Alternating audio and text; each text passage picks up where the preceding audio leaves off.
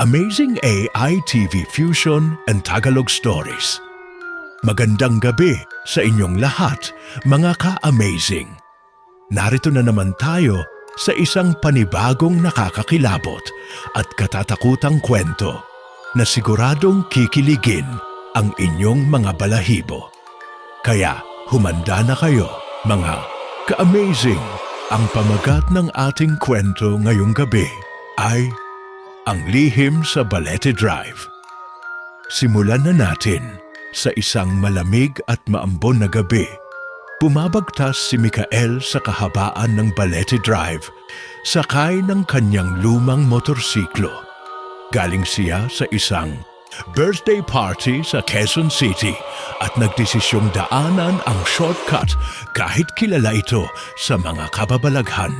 Kasama niya si Carla, ang matalik niyang kaibigan, at si Brent na noon lang niya nakilala sa party.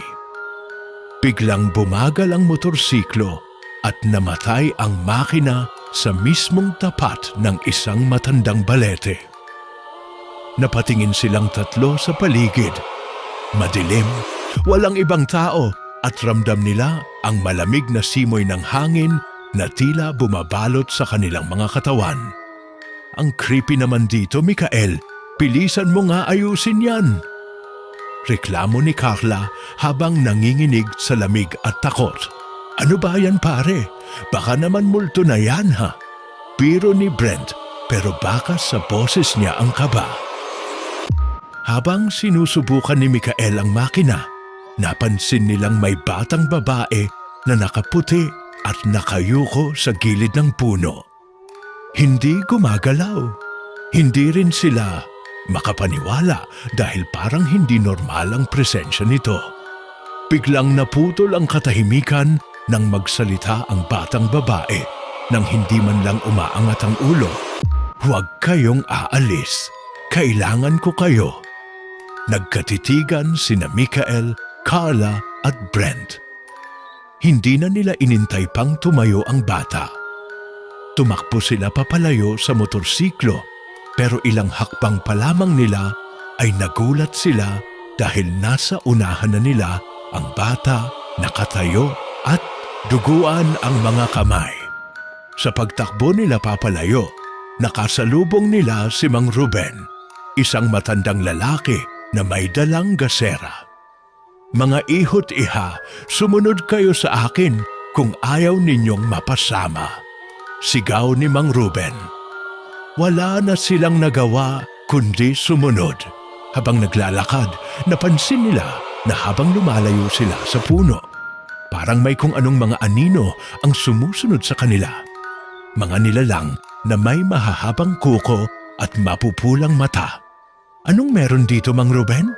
Tanong ni Carla habang umiiyak.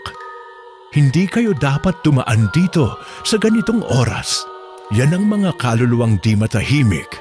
Mga biktima ng matandang bahay sa likod ng puno. Paliwanag ni Mang Ruben habang patuloy ang mabilis nilang paglalakad. Nang makalayo sila ng konti, lumabas ang isang matandang babae.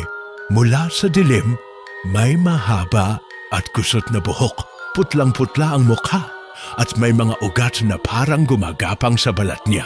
Tulungan niyo kami! Malalim at basag ang boses ng matanda habang lumalapit. Hindi na sila nakagalaw sa takot. Biglang hinila si Brent ng matanda at nawala silang pareho sa isang iglap. Napasigaw si Carla habang hawak ni Mikael ang braso niya para pigilan. Brent! Sigaw ni Carla, nanginginig sa takot. Hindi na natin siya masasagip kung hindi natin malalaman ang sekreto ng balete. Sabi ni Mang Ruben habang hinahatak sila palayo.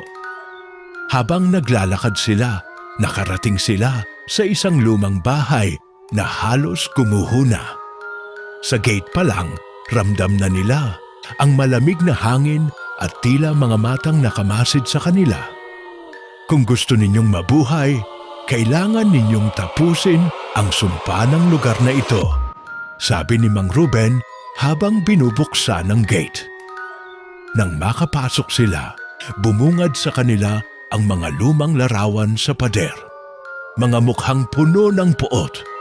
May mga nakasulat na pangalan sa dugo at isang malaking salamin sa gitna ng sala na tila gumagalaw ang mga refleksyon.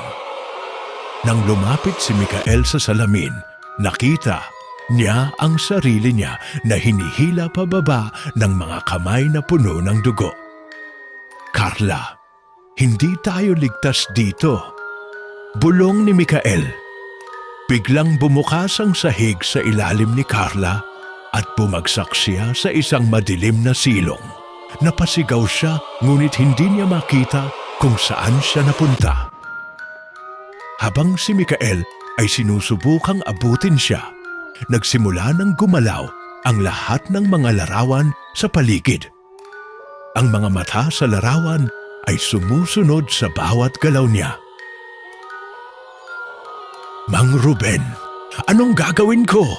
Sigaw ni Mikael, ngunit paglingon niya, wala na si Mang Ruben. Iniwan siyang mag-isa sa gitna ng mga espiritong unti-unting lumalapit sa kanya. Nanginginig si Mikael habang pinipilit niyang huwag magpanik. Mula sa paligid, naririnig niya ang mga bulong. Mahihinang tinig na nagtatawag sa kanyang pangalan. Mikael, Mikael, halika rito. Sumisirit ang malamig na hangin at biglang humangin ng malakas mula sa sirang bintana ng bahay. Sa gilid ng kanyang mata, nakita niyang umaakyat mula sa sahig si Carla, duguan ang noo at nanginginig sa takot. Mikael, tulungan mo ako. May humihila sa akin sa ilalim. Mahina ang boses ni Carla. Tumakbo si Mikael at inabot ang kamay ni Carla, pero bago niya ito mahawakan, biglang sumulpot ang isang madilim na anino mula sa sahig at hinila si Carla pababa ulit. Carla! Sigaw ni Mikael, pero tila nilalamon ng dilim ang kaibigan niya. Nang maramdaman niyang hindi na niya mababawi si Carla, napaatras siya at napasandal sa isang lumang aparador. Sa pagkakasandal niya, bumukas ang pinto ng aparador at bumagsak mula sa loob ang isang katawan ng babae. Putol ang ulo at ang kamay. Halos mawalan ng ulirat si Mikael sa nakita niya. Ngunit sa likod ng katawan, may nakasulat sa pader. Hanapin ang pintuan ng kaluluwa bago ka nilang ganap na makuha. Nanginginig, siyang tumayo. Mula sa sulok ng bahay, nakita niya ang isang pintong yari sa kahoy na may mga ukit na mukhang nagdadalamhating mga mukha. Lumapit siya, ngunit habang papalapit, lalong lumalakas ang mga iyak at bulong sa paligid. Nang abutin niya ang doorknob, biglang sumulpot si Brent, duguan ng mata at nakangisi ng malaki, hawak ang isang kutsilyo. Halika, Mikael, sumama ka na sa amin. Masaya dito. Garalgal ang boses ni Brent. Umatras si Mikael, pero sinundan siya ni Brent, mabilis at parang hayok. Tumukot si Mikael ng kutsilyong nakita niya kanina sa sahig at itinutok ito kay Brent. Pasensya ka na, Brent. Sigaw niya sabay tulak sa kaibigan. Tumama si Brent sa isang pader at biglang nagliyab ang buong katawan niya ng apoy na kulay asul. Sa pagsiklab ng apoy, narinig ni Mikael ang isang malakas na hiyaw na nagpagulo sa buong bahay. Pinuksan niya ang pintuang kahoy at pumasok. Sa loob, tila ibang mundo ang kanyang nakita. Isang napakalaking bulwagan na puno ng gumagalaw na anino at naglalakad na mga bangkay. Sa gitna ng bulwagan, may isang lumang silyang bato at nakaupo doon ang isang babae. Nakaputing bestida, nakapikit ang mga mata at hawak ang isang itim na rosaryo. Hindi ka makakaalis dito kung hindi mo ibibigay ang isang kaluluwa. Bulong ng babae habang unti-unti niyang iminumulat ang kanyang dugo ang mga mata. Anong kaluluwa? Hindi ako pumunta rito para magdala ng kaluluwa. Sigaw ni Mikael. Ngumisi ang babae at sa isang iglap bumukas ang sahig sa ilalim niya at lumitaw ang mga kaluluwang nabalot sa kadiliman. Pilit siyang hinihila pababa. Mikael! Narinig niyang sigaw ni Carla mula sa malayo. Huminga siya ng malalim, pinilit ang sarili at tumakbo papunta sa direksyon ng boses ni Carla. Pero bawat hakbang niya, parang lalong bumibigat ang paligid. Parang may mga tanikala sa kanyang paa. Pagdating niya sa isang pinto sa dulo ng bulwagan, nakita niya si Carla. Nakagapos sa isang poste, umiiyak at tinatakpan ng mga mata. Mabilis niyang pinutol ang tali gamit ang kutsilyo. Pero paghawak niya sa kamay ni Carla, naramdaman niyang malamig at parang basang-basa ang balat nito. Mikael, hindi mo na ako maililigtas. Bulong ni Carla. Napaatras siya sa gulat. Hindi si Carla ang hinahawakan niya, kundi isang babaeng multo, nabubulok ang mukha at may mga uod na gumagapang sa leeg. Sigaw ni Mikael habang umatras. Biglang nagdilim ang buong bulwagan at ang huling nakita niya ay ang mapuputing mata ng mga multo na palapit ng palapit sa kanya. Nang magising si Mikael, nasa isang madilim na kuweba na siya. Sa paligid, puro pader ng bato at mga stalactite na parang mga ngipin ng halimaw. Sumusundot sa ilong niya ang mabahong amoy ng bulok na laman. Napansin niyang hindi siya nag-iisa. Nakita niya si Arvin, isa pa nilang kaibigan na nakatayo sa di kalayuan. Pero kakaiba ang hitsura nito. Kulay abo ang balat, malalaki ang itim na mata, at nakanganga na parang may gustong lamunin. Arvin? Sigaw ni Mikael. Hindi sumagot si Arvin. Bagkus lumakad ito papalapit sa kanya ng mabagal. Pilit na nilalabas ang maitim na dila na abot hanggang dibdib. Sumilip sa likuran ni Arvin si Camille, ang dati nilang kaklase, na namumutla at may mga kalmot sa mukha. Umalis ka na dito, Mikael. Hindi mo sila maililigtas. Sigaw ni Camille habang umiiyak. Pero bago pa siya makalapit kay Mikael, isang mahabang kamay na may matutulis na kuko ang sumunggab kay Camille at hinila siya papasok sa kadiliman. Nagtakbuhan ang mga anino sa paligid nila. Sa itaas, nakita ni Mikael ang isang nilalang, isang dambuhalang aswang na may pakpak ng paniki at ulo ng matandang babae.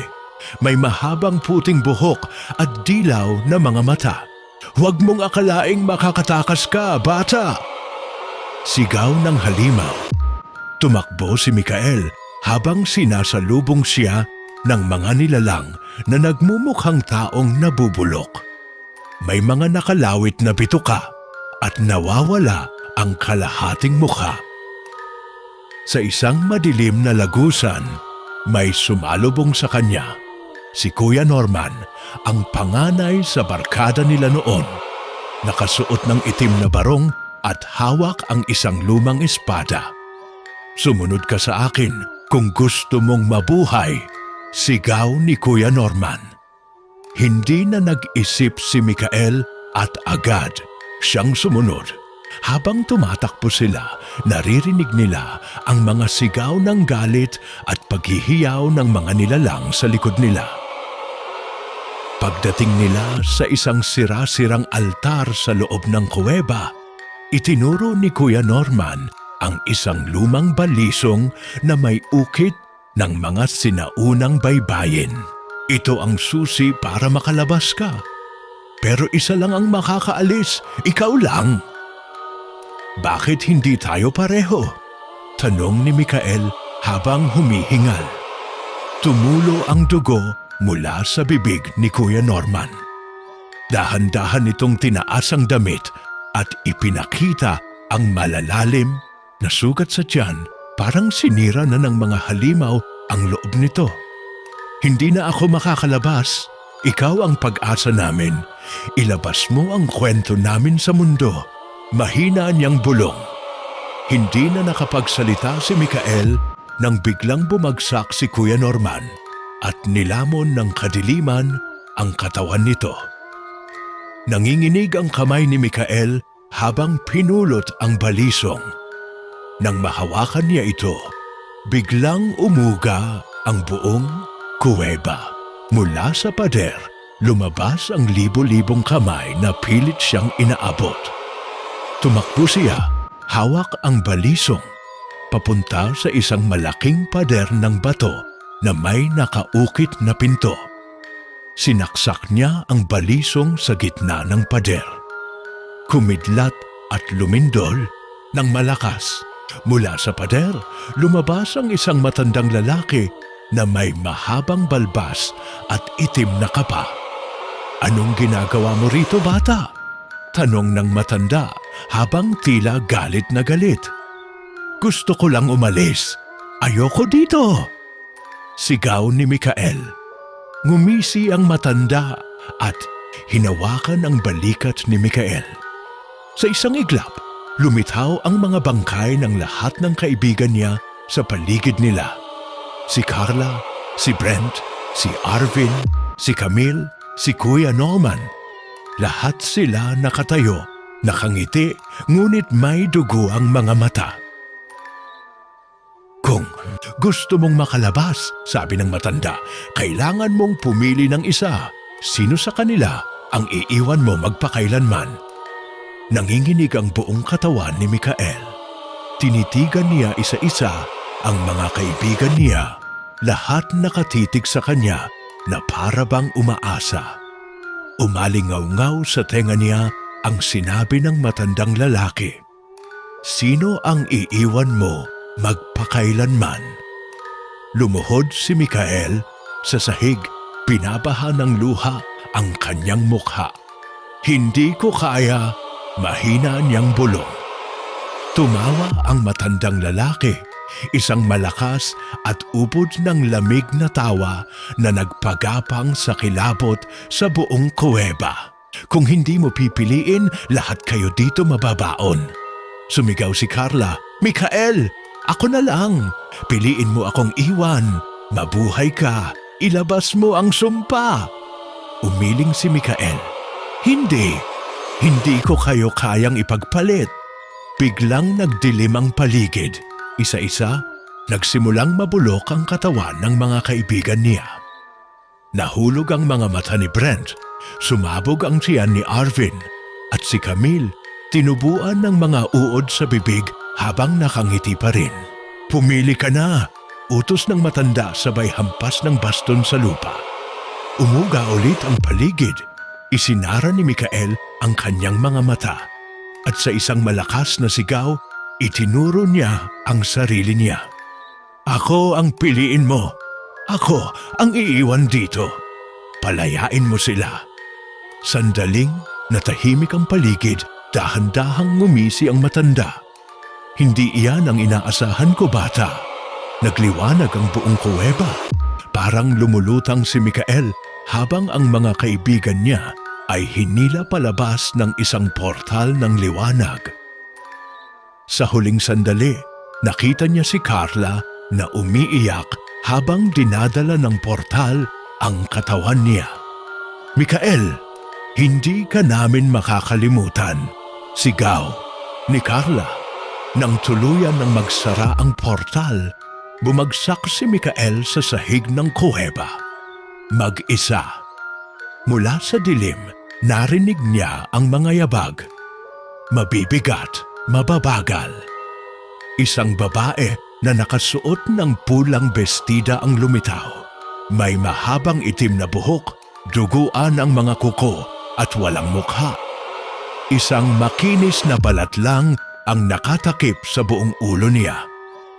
Naglakad ito papunta kay Mikael, dala ang isang lumang kahon. Ito ang kapalit ng kalayaan ng mga kaluluwa, bulong ng babaeng walang mukha. Inilapag nito ang kahon sa harap ni Mikael. Nang binuksan niya ang kahon, pumungad ang isang lumang kwaderno na puno ng lumang baybayin at mga kakaibang simbolo. Habang tinititigan niya ito, biglang lumakas ang hangin at nagsimula na namang gumalaw ang paligid. Simula ngayon, bulong ng babae, babantayan mo ang mundo laban sa mga demonyo at kaluluwa ng kadiliman. Dahil ikaw na ang bagong tagapangalaga ng sumpa. Bago pa siya makapagsalita, pumaon ang mga anino sa balat niya at ang buong kuweba ay nilamon ng liwanag. Pagdilat ng mata ni Mikael, nasa tabi na siya ng isang lumang simbahan sa isang liblib na baryo sa Laguna. Sa harap niya, isang batang umiiyak ang lumapit. "Kuya, tulungan mo kami. May mga multong naninira ng bahay namin tuwing gabi." Nang hawakan siya ng bata, nakita ni Mikael ang pangitain. Isang napakalaking nilalang na may mga pakpak ng kalansay, may apoy sa mata, at galit na nagwawala sa baryo. Napalunok si Mikael habang mahigpit niyang hawak ang lumang kwaderno. Alam niyang hindi pa tapos ang laban. Naglakad si Mikael papasok sa baryo, kasunod ang batang umiiyak. Tahimik ang buong paligid. Wala ni isang ibon o kahit aso na maririnig. Ang mga bahay, sira-sira, parang pinagtulungan ng mga halimaw. Sa harap ng isang lumang bahay, sinalubong sila ng isang matandang babae. Maputi na ang buhok nito at malalim ang mga kunot sa mukha. "Ikaw ba ang sinugo?" Mahina nitong tanong. Hindi alam ni Mikael kung anong isasagot. Hindi pa niya lubos maintindihan kung bakit siya naroon. Pero humawak siya sa kwaderno at tumango. Lumapit ang matanda at biglang hinawakan ang ulo niya. Sa isang iglap, pumasok ang isang pangitain sa isipan niya. Isang kwento ng isang diwata na itinakwil ng mga tao noong unang panahon. Isinumparaw ng diwata ang baryo at tuwing bilog ang buwan, ang mga multo ng kasaysayan ay bumabalik para maghiganti. May isang bagay lang ang makakapagpatahimik sa kanila, bulong ng matanda. Kailangan mong ibalik ang itim na puso sa loob ng puno ng buhay. Bago pa makatanong si Mikael, nagsimulang dumilim ang paligid. Pumatay ang lahat ng ilaw, pati mga ilaw ng kandila. At mula sa dilim, narinig nila ang mga yabag. Hindi isa, hindi dalawa, kundi napakarami.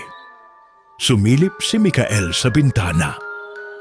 Nagsisimula ng lumitaw ang mga multo. Mga sundalo noong panahon ng Kastila, mga batang duguan ng mga mata, mga matatandang punit-punit ang damit. Lahat sila nakatingin sa bahay na kinaroroonan nila.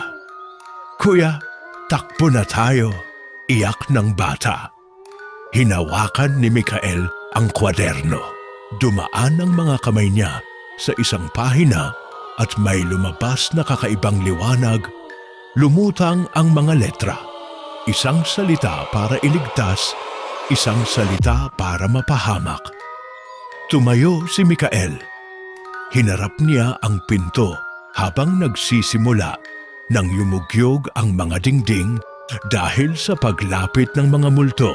Anong salita? Sigaw niya. Ngunit bago pa niya manlaman ang sagot, nabasag ang bintana at pumasok ang isang nilalang. Isang babae na wala ang ibabang bahagi ng katawan. Lumulutang sa ere, humahagik-gik ng ubod, ng lamig. Ang batang lalaki hinila ang kamay ni Mikael. "Kuya, Si Luningning iyan. Dati siyang batang sinunog dito. Bumagsak ang isang cabinet. Ang matanda nagsimulang magdasal ng malakas. Buksan mo ang kwaderno, bata! Sigaw ng matanda. Muling binuksan ni Mikael ang kwaderno at binasa ang nakita niya. Sambitin ang ngalan ng liwanag. Mabilis na tumingin si Mikael sa matanda. Anong pangalan? Umubo ang matanda. Lumabas ang dugo sa bibig.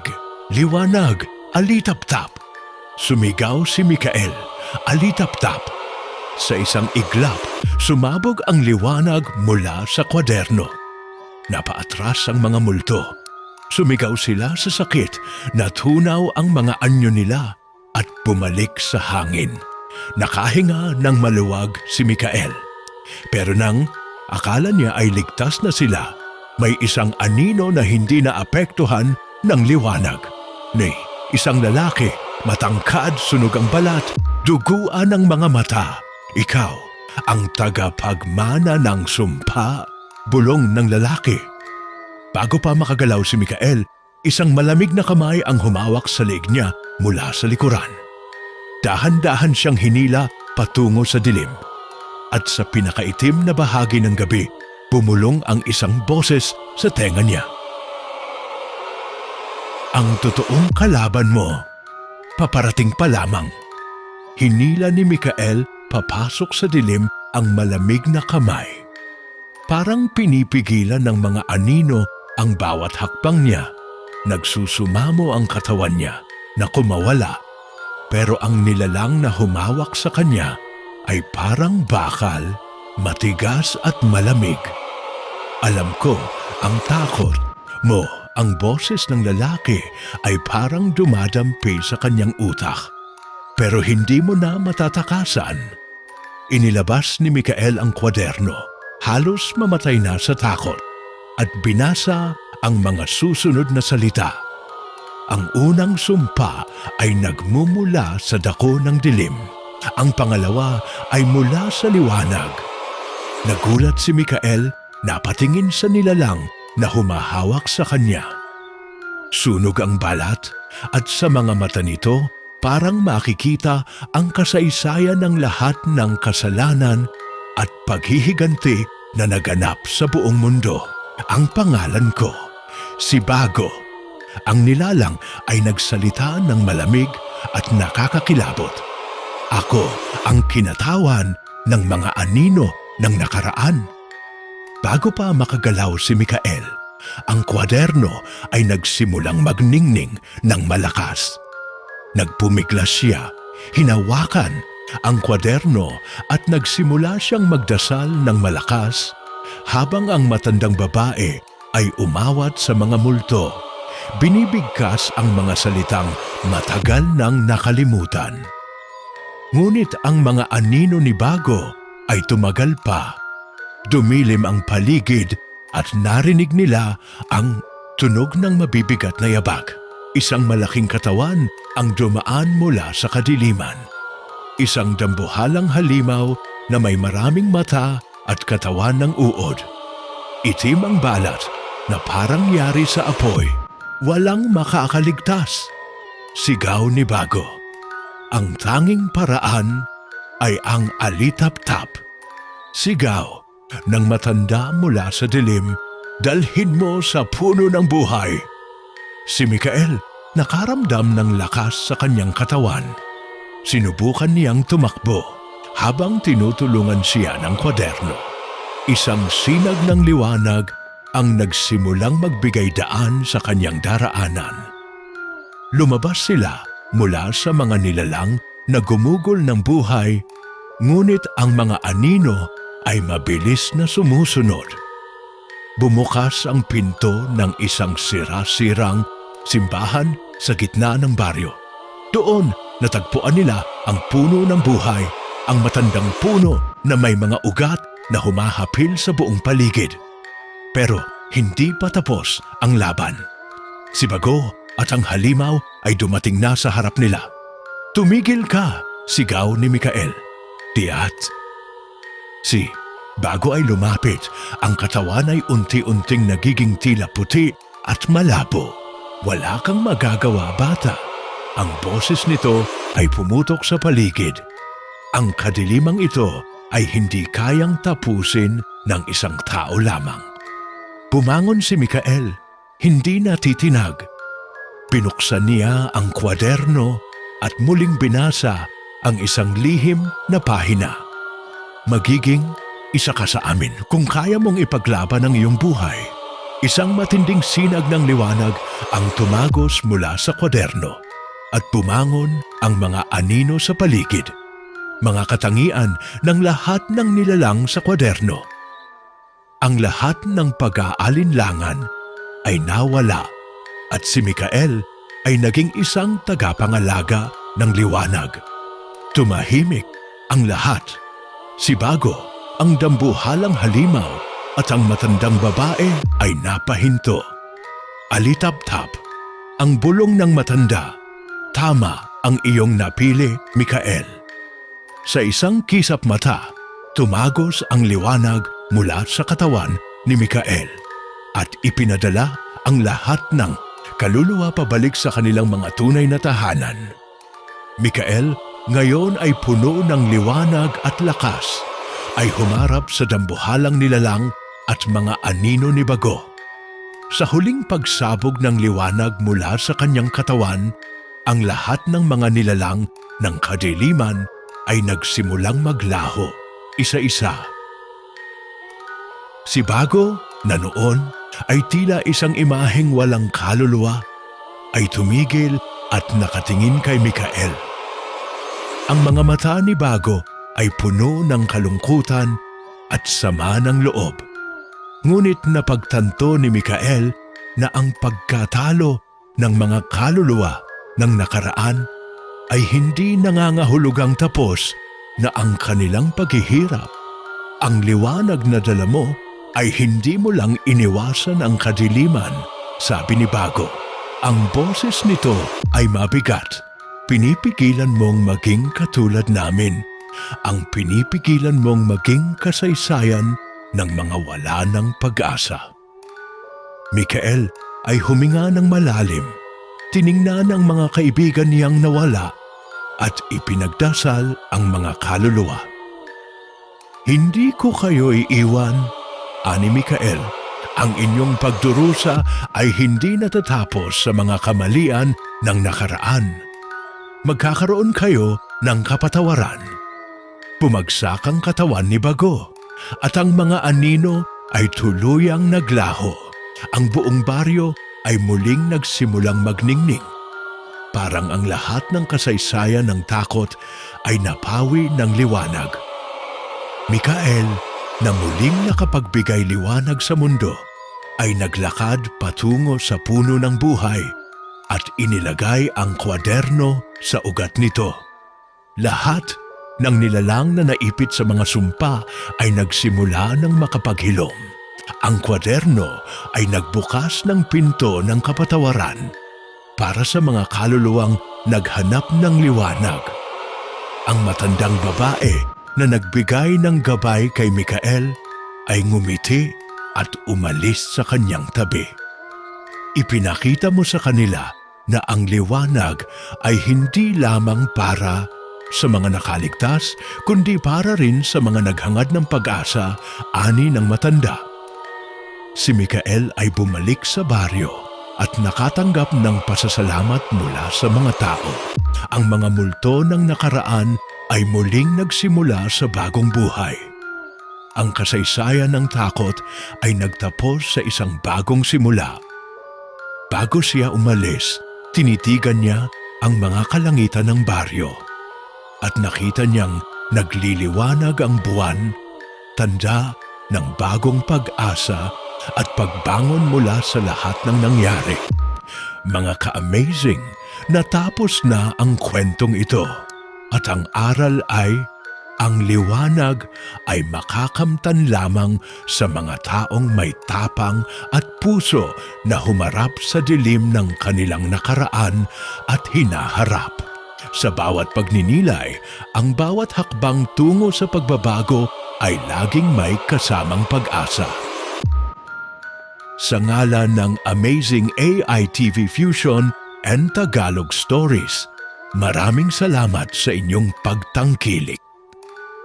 Kung nagustuhan niyo ang kwentong ito, huwag kalimutang mag-like, mag-share, mag-comment at mag-subscribe sa aming YouTube channel, Amazing AI TV Fusion and Tagalog Stories. Huwag din kalimutang i-follow kami sa TikTok, Amazing A Fusion, para sa mga bagong kwento at updates.